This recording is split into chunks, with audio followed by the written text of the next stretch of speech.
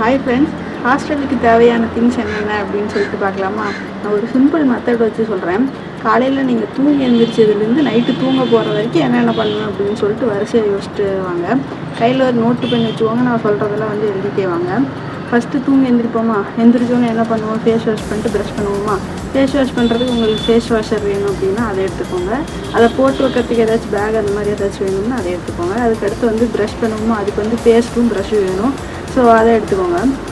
அதுக்கடுத்தது சாப்பிட போகிறோன்னு வச்சுக்கோங்க. சாப்பிட போகிறதுக்கு பிளேட் எடுத்துக்கோங்க. அதுக்கடுத்து எங்கள் ஹாஸ்டலில் கெலாக்ஸும் கார்ன்ஃப்ளெக்ஸும் தருவாங்க. ஸோ அதுக்கு பவுலும் ஸ்பூனும் எடுத்துக்கோங்க.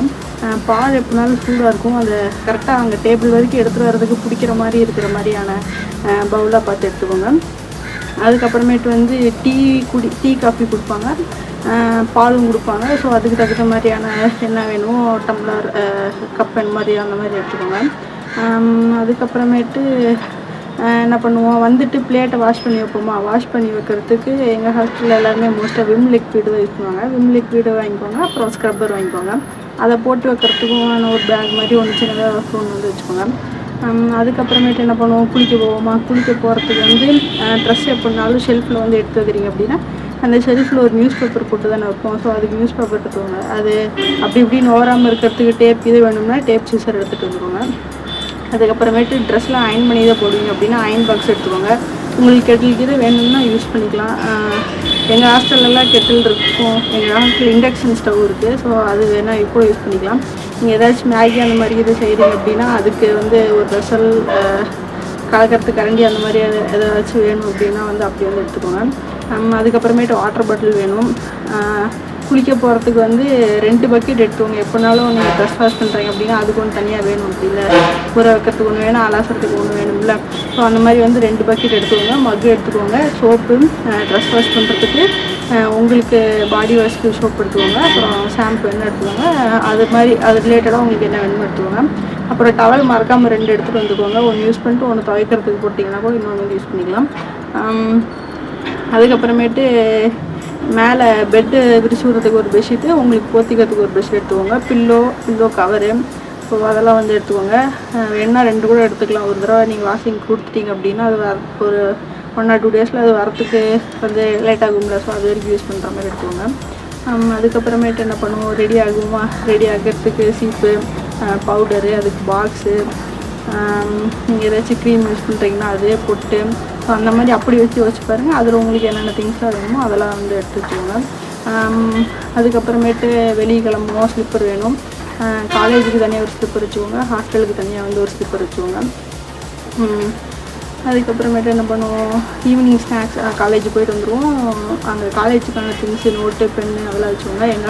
எங்கள் காலேஜில் 3-4 நோட்டு அவங்களே காலேஜ்லேருந்து தருவாங்க.